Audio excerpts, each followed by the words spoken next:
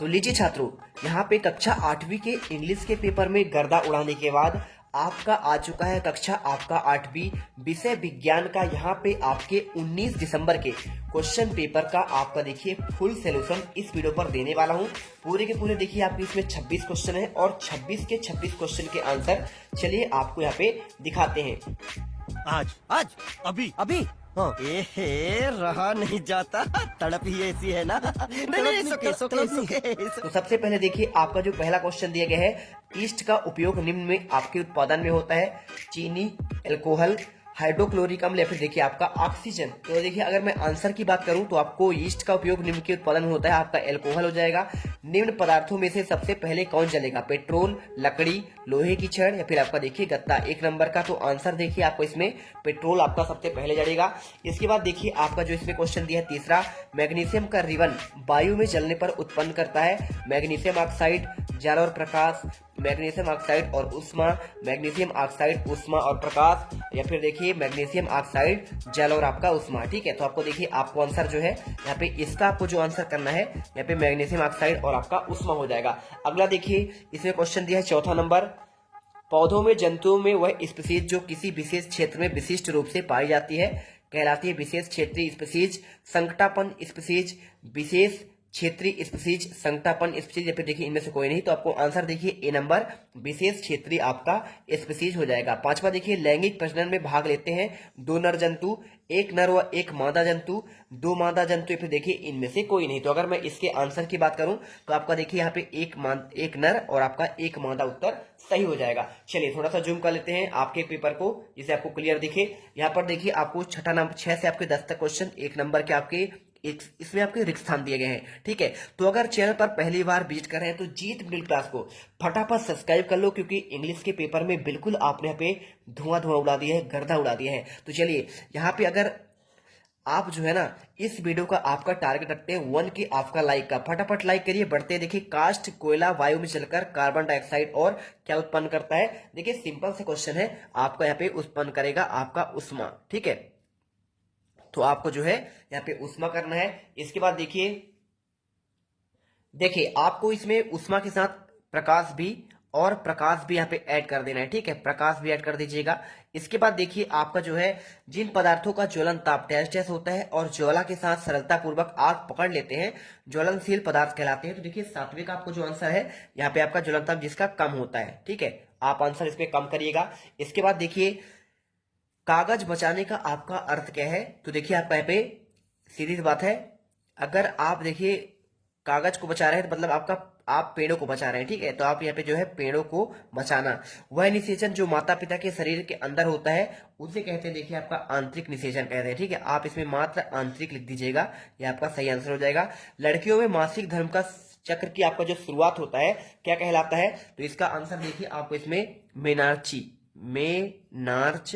आपको जो है इसमें लिख देना है। ठीक है, आपको मैं दिखाऊंगा, बिल्कुल टेंशन मत लीजिए। देखिए आपको ऐसे लिखना है मे और इसके बाद ना ची, ये देखिए। ठीक है, इसके बाद देखिए आपका अति लघु उत्तरीय क्वेश्चन आते हैं। इनमें आपको दिया गया है शिशु एवं बच्चों का टीका क्यों लगवाया जाता है? तो चलिए आपको इसका आंसर आपको प्रोवाइड कराते हैं।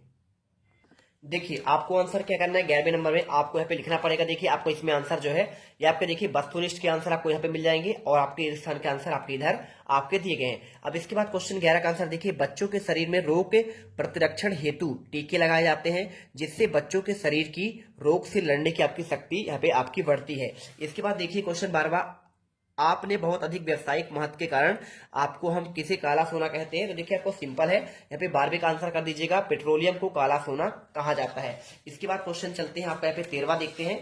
तो 13वां क्वेश्चन आपको देखिए क्या दिया गया है इसमें, आपको इसमें क्वेश्चन 13वां में आपको यहाँ पे देखना पड़ेगा, आपको आंसर देख लीजिए। यहाँ पे आपको आंसर लिखना है कोक, कोलतार, कोल गैस। ठीक है, आपको यहाँ पे जो है इससे आपको देखिए कोयले के 3 आपके उपयोगी उत्पाद बताने हैं। ये हो गया। इसके बाद देखिए किन्हीं 2 राष्ट्रीय उद्यानों के नाम आपको लिखना है। तो राष्ट्रीय उद्यान का नाम देखिए आपका यहाँ पे जो है राष्ट्रीय उद्यान के नाम आपका बांधवगढ़ राष्ट्रीय उद्यान और आपका एक कान्हा राष्ट्रीय उद्यान, आप इनके नाम लिख दीजिएगा। इसके बाद देखिए मरुस्थलीकरण आपका कब होता है? ये क्वेश्चन आपसे पूछा गया है। तो इसका देखिए आंसर आपका बहुत सिंपल है, आपको इसमें लिखना है जब उपजाऊ जमीन रेगिस्तान या फिर देखिए अर्ध शुष्क क्षेत्रों में आपका बदल जाता है तो आपका यहाँ पे देखिए क्या हो जाता है, वो आपका मरुस्थल कहलाया जाता है। तो आप इसमें मरुस्थल बन जाता है। ठीक है, आपको ये लिखना है, बन जाते हैं। आप ये आंसर कर दीजिएगा। इसके बाद देखिए आपका जो क्वेश्चन नेक्स्ट आपको पूछा गया है, मनुष्य में गुणसूत्रों की संख्या कितनी होती है। तो देखिए आपको जो आंसर इसमें लिखना है, 16 का 23 जोड़े होते हैं, अर्थात आपके 46 गुणसूत्र होते हैं। देखिए जोड़े मतलब एक जोड़े में 2 होते हैं, तो 23 जोड़े में आपको यहाँ पे 46 गुणसूत्र आपके हो जाएंगे। इसके बाद देखिए आपके लघुत्तरी क्वेश्चन आते हैं। 17 से आपके देखिए यहाँ पे कितना आपका दिया गया है, यहाँ पे देखिए। चलिए तो देखते हैं आपका क्वेश्चन 17वें का आंसर। तो 17वें का आंसर आपको कैसे लिखना है, आपको आंसर जो है यहाँ पे आपको मिल जाएगा। ठीक है, सिंपल तरीके से आपको आंसर यहाँ पे करना है। देखिए अगर कोई किसान अपनी फसल भंडारण से पहले सुखाना भूल जाता है तो उसे कई तरह की समस्याओं का सामना करना पड़ता है। फसल में नमी रहने से सड़न, फफूंद, दाग धब्बे हो सकते हैं। अनाज में कीड़े चूहे सूक्ष्मजीव लग सकते हैं। अनाज खराब हो सकता है, संदूषित हो सकता है। अनाज की मात्रा में कमी आ सकती है और अनाज विषाक्त पदार्थों से आपका दूषित हो सकता है। इसके बाद देखिए 18वां, रसोई गैस को जलाने पर आवाज नहीं होती लेकिन पटाखों को जलाने पर आवाज होती है, क्यों। तो देखिए आपको आंसर लिखना है, रसोई को जलाने पर आवाज नहीं होती लेकिन पटाखों को जलाने पर तेज आवाज होती है, क्योंकि पटाखों में मौजूद केमिकल रिएक्शन के कारण अचानक बड़ी मात्रा में गैस बनाती है और पटाखों में potassium nitrate, aluminium powder, sulphur का मिश्रण होता है और जब पटाखे जलाए जाते हैं तो इनमें मौजूद केमिकल रिएक्शन की वजह से अचानक बहुत ज्यादा गैस बनाती है और इसी वजह से हवा में तेज आवाज होती है। इसके बाद देखिए आपका क्वेश्चन 18वां आपको जो दिया गया है, इसमें पूछा गया है रसोई गैस को जलाने से, देखिए हो गया ना। 19वां देखिए, एक प्रयोग में 405 केजी ईंधन को पूर्णतः दहन किया जाता है। तो इसे देखिए कैसे हल करेंगे, सिंपल सा आपको आंसर है यहाँ पे। देखिए आपको यहाँ पे आंसर ये इस प्रकार कर लेना है। अब इसके बाद देखिए पूरा आप करेंगे तो आपका 40,000 किलो जूल आपका इसमें उष्मीयमान निकल कर आ जाएगा। ठीक है, ठीक है, आपको यहाँ पे जो आंसर करना है। इसके बाद देखिए आपका जो है नेक्स्ट क्वेश्चन 20वां, मुर्गी और मेढक दोनों ही अंडे देते हैं लेकिन दोनों में निषेचन की क्रिया अलग अलग प्रकार से होती है, क्यों। देखिए तो आपको उत्तर में लिखना है, मुर्गी के अंडे का निषेचन शरीर के अंदर होता है जबकि मेढक के अंडे का निषेचन पानी पर होता है। यानी मेढक बाहरी बाहरी होता है और मुर्गी अंडे का खोल सख्त होता है, जबकि मेढक के अंडे खोल सख्त नहीं होता बल्कि वह मुलायम जेली जैसे पदार्थ से सुरक्षित रहता है। तो आपको उत्तर यहाँ पे लिखना है। इसके बाद देखिए आपका 21वां, निम्न में से जरायु जंतु और आपका अंड प्रजक जंतु बताइए। देखिए बहुत सिंपल है, जरायुज मतलब होता है जो आपका बच्चे जन्म देती हैं, ठीक है, छोटे बच्चों को जन्म देती हैं, और अंड प्रजक मतलब जो अंडे देते हैं। अब आपका इसका आंसर भी बहुत सिंपल है, चलिए आपको हम दिखाई देते हैं आंसर, ठीक है, क्योंकि आपका मेरा यहाँ पे पूरा लिखा लिखा आंसर है। तो देखिए आपको 21 का आंसर आपको यहाँ पे लिख देना है। देखिए जरायुज में आपका मानव, बिल्ली, हाथी, घोड़ा, कुत्ता, ये देखिए आपको सभी बच्चे जन्म देते हैं, देते कि नहीं देते हैं, देते हैं ना। और अंड प्रजक देखिए मुर्गी हो जाएगा, सांप हो जाएगा, चिड़िया, कौवा, बतख और शुतुरमुर्ग, ये देखिए आपको क्या करते हैं, ये अंडे को जन्म देते हैं। इसके बाद देखिए आपको जो है 22वां आपका लिखा है, वायुमंडलीय दाब किसे कहते हैं, ये क्वेश्चन आपको लिखना है। तो देखिए वायुमंडलीय दाब के बारे में आपको कैसे लिखना है, इसका आपको जो है ये आपको लिखना पड़ेगा। देखिए यहाँ पे ये आपका हो जाएगा वायुमंडलीय दाब का आंसर।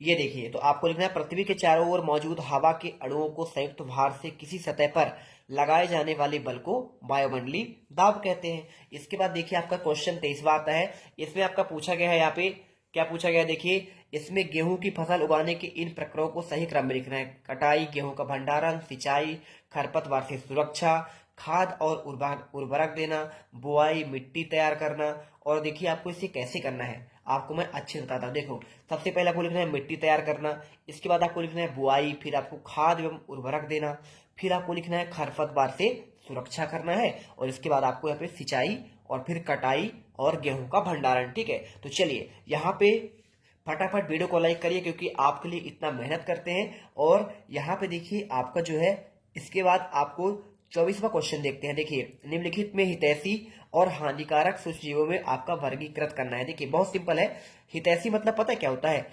हितैषी मतलब होता है कि जो हमें नुकसान ना पहुंचाए। तो इसमें देखिए आपका जो है नुकसान कौन कौन नहीं पहुंचाता है, आपका यहाँ पे ईस्ट नहीं पहुंचाएगा, लैक्टोबैसिलस नहीं पहुंचाएगा, राइजोबियम नहीं पहुंचाएगा। लेकिन हानिकारक कौन कौन से, देखिए मलेरिया आपका हानिकारक है, बुखार आता है, परजीवी से देखिए बहुत सारे आपके रोग हो जाते हैं, और रोटी का फफूंद भी आप पे नुकसान करता है। तो आपको आंसर जो है 24वें का आपको ये लिख देना है। इसके बाद देखिए आपका दिया है 25वां, संतति का लिंग निर्धारण किस प्रकार होता है, विस्तार से आपको समझाना है। इसका आंसर देखिए आपको यहाँ पे पूरा आपको दिया गया है, मैं आपको पूरा आपको दिखा देता हूँ। ये देखिए सबसे पहले आपको जो है ना लिंग निर्धारण करने वाला सबसे पहले तो आपको ये चित्र बनाना पड़ेगा। इसमें देखिए जनक, आपका ये नर है, नर में आपका जो है गुणसूत्र होता है एक्स और वाई होता है, मादा में आपका दोनों एक्स एक्स होता है। अब देखिए एक्स का एक्स, ये आपका एक्स यही सेम सेम है ना, एक्स और वाई, और ये देखिए एक्स और आपका एक्स दूर दूर। अब इसका देखिए क्रॉस होगा, क्रॉस होगा अगर देखिए इसमें एक्स के साथ आपका एक्स मिलेगा तो यहाँ पे लड़की हो जाएगी यानी मादा भ्रूण होगा, इस एक्स के साथ आपका एक्स मिलेगा तो भी लड़की होगी। अगर ये वाई आपका इससे मिलता है एक साथ तो आपका लड़का होगा, और आपका अगर इससे मिलता है तो भी आपका लड़का होगा। अब मानव में देखिए लिंग निर्धारण का चित्र हो गया, और इसके बाद आपको लिखना है पुरुषों में एक्स वाई के, देखिए इसमें यहाँ पे लिंग गुणसूत्र होता है, जबकि महिलाओं में एक्सेस लिंग गुणसूत्र होते हैं।